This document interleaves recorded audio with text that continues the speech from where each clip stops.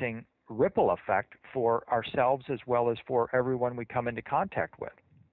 Absolutely. It's there's a lot of points here that you talk about in your latest work, and a little bit later I want to tie in this idea again of Sion, because it seems to me, William, that also the other force that we've been talking about here a little bit later, and we don't have to get stuck on this, but I see that there's something with the rebuilding of Sion that has been happening as well on the planet. I remember a while back we talked about the district of Zion in Washington, D.C. with the writer, author, and also Freemason Christopher Knight, about how he could see that the powers that be were trying to recreate the aspects of what he termed Zion anyway into the architecture of Washington, and obviously encoded into this, as you've been mapping with the apotheosis of Washington and everything else.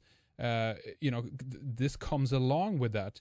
But do you make any distinction there? Because we got into some disturbing stuff about the war machine as well of Pentagon, and how certain of these people at a specific time in the history were planning to build a Pentagon before the breakout of World War II. We have a lot of dark stuff, if you will, William, encoded into some of the magnificent symbolism that you've been looking at when it comes to the dome in Washington, D.C., and many other things. What's your view on all of this? Well, what you put out is what you get back. I mean, what you put into it is what you get back. When I did my research on the dome of the U.S. Capitol, I wasn't poisoned by negative thinking about this. I went in fairly open-minded, taking a look at it and saying, well, okay, the dome is a symbol for a gateway, a connection point to heaven and earth. How could that possibly be bad or evil or somehow got some kind of crazy conspiracy around it? Then you go into the dome, you look up, and there's a ring of stars, 72 stars, 72 stars in a ring, a gateway. And you've got George Washington on the rainbow. And I'm wondering, well, okay, why is Washington on the rainbow? And I start doing the research and say, well, wait a minute, that's exactly how the Christians portray the resurrected Jesus. He is always portrayed on a rainbow or in a rainbow. This is how he's described when he's enthroned.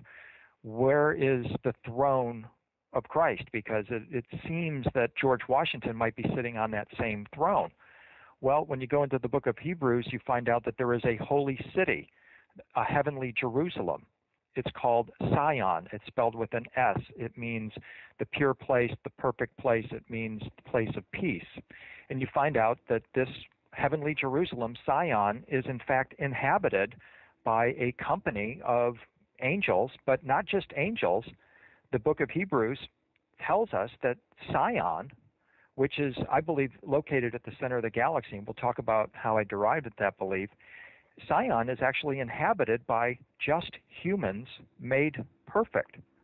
Who are just humans made perfect? Well, the word just means upright. It means righteous. It means balanced. Jesus' brother James was called James the Just because he was considered to be a righteous, a godly man. That doesn't mean, that's not necessarily a religious term. We all know those self-righteous people that drive us crazy. We're not talking about it in those terms. We're talking about simply a pure-hearted being. A human is, of course, a member of the species Homo sapien. It means there's no animals there. They're not fully divine beings, and they're not machines. These are just humans that dwell at Sion. They are made, which means shaped or formed, perfect. And what perfect means is compassionate. It means fully developed. It means whole or holy. So, in fact, Sion is a place that's inhabited by righteous humans who have made, shaped or formed themselves into compassionate, fully developed, whole and fully developed human beings. Why would anybody have a problem with that? Yeah. It's interesting. I think it might be. There's a lot to the terminology when one goes into the biblical and here's scriptures. The problem. Yeah. Here's the problem, is that people are often using words that, one, they don't know the definition or the source of the words, and they assume that a word means the same thing throughout history. And word meanings change. Yeah, they do.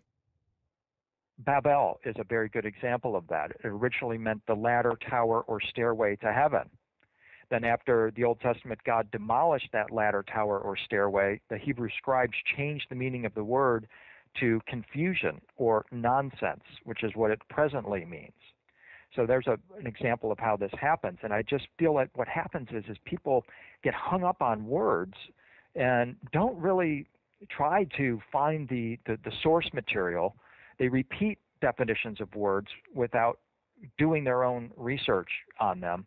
But when you really look into it, you're like, well, wait a minute. Okay, so Sion is just simply a place where just humans made perfect dwell. And in fact, this is exactly what you find in the dome of the U.S. Capitol, is that Washington sitting on a rainbow is equated with Jesus sitting on a rainbow, which means that he has achieved human perfection. Washington is presented in the dome of the U.S. Capitol as a model of a person who has fully developed themselves and has achieved true liberty, true power, and true strength. He has tapped into a hidden power and has made himself a more whole or even holy human being, which to me is the goal of all of our quest. In fact, according to the Tibetans and according to the Egyptians, that's the only way we're getting out of this place, is to become more whole, holy, and complete. Do you think that this is an attempt to deify George Washington, to make him into something he's not, or do you think that he's at this stage when Brumidi, I think it was, who painted Constantino this, right? Brumidi, that's right, yeah. Did he want to try use George Washington at this point as a symbol for something greater, something higher? What do you think? Well, I think there was a belief during Washington's lifetime that he was an extraordinarily special person, a man of destiny. There was a belief in the immediate aftermath of his death, as evidenced by the artwork, and I've collected this and it's in my book, Freedom's Gate. This artwork shows Washington ascending into the heavens. And so we don't have that belief today. I mean, sometime after the Civil War or so in America, 1865, 1870 is when this belief starts to go away. But at that time, from, say, 1793 up until the Civil War, 1865, there was a widely held belief that Washington did ascend, that he was this extremely special human being. And there was also a belief that you, too, could become one of these special otherworldly beings, and you could join Washington in Sion with the other righteous members of the human race who have fully developed themselves and become whole or holy beings. Tell us a little bit about how you think that some of these artists, we have Brumidi, but there's a number of other ones as well. You've dug out some interesting artwork all across the board that are, have a relationship to one way or another to some of the themes and motifs that you mentioned in terms of the Stargate. We have rainbows, other things. Where did they get the knowledge from this from? Was this through the creative forces, or were they in tune with something else? What do you think, William? Well, that's a really fascinating question. And in The Secret of Sion, I have a very large collection of ascension art. I mean, part of the point of the book was to show that ascension isn't just a Christian concept. It's not just an Egyptian concept or Tibetan. In fact, these cultures all share a base tradition that was brought here by beings not from this world. And this belief that there is this super advanced race of, call them extraterrestrials, call them advanced beings, who travel the stars not through slow-moving, clunky flying saucers, but rather through interdimensional portals and wormholes. And across the board, across cultures, when you see these beings being presented, for example, I'll just talk about the ascension of Jesus. When Jesus is portrayed ascending into the heavens, he's being carried aloft in a winged ring, a ring composed of concentric rings, often filled with stars, that is being carried into the heavens by angels. When we look at that from the early 21st century perspective, we look at that artwork and go, oh, okay, so a concentric ring filled with stars, that's what we today call a stargate. And then you flip over to ancient Iran, to Ahura Mazda, a god who flies around on a winged ring and holds in his hand his chakra of power, which is called the Ring of Cosmic Sovereignty. And what you realize is that, wait a minute, there is a whole other group of beings out here who have developed themselves and who actually travel the stars through these gateways or portals. And I really like the term, the beaming garment, for the garment of light that these guys wear. I mean, again, it's called the robe of glory, the cloak of light, the cloak of many colors, the rainbow body. There are numerous names for it, but I settled on the term the beaming garment, which again comes from ancient Iran, because when they put on this garment, they radiate light. They literally beam. They radiate light or energy. And then they also, according to these stories, have the ability to beam, using now the Star Trek meaning of the term, from point A to point B. So they put on this beaming garment, they radiate light, then they beam through these gateways.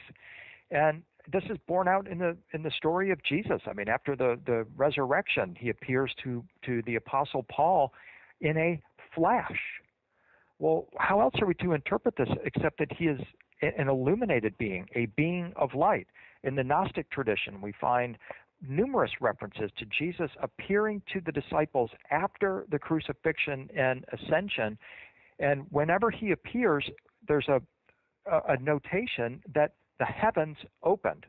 And then Jesus was standing before me as a being of light. Today, we don't talk about the heavens opening. We talk about stargates and wormholes. And it's clear to me that what's happening here is that he is one of these fully developed humans who can flash, beam through the universe. And he's just one of a part of a tribe, if you will, of these advanced avatars that have this capability.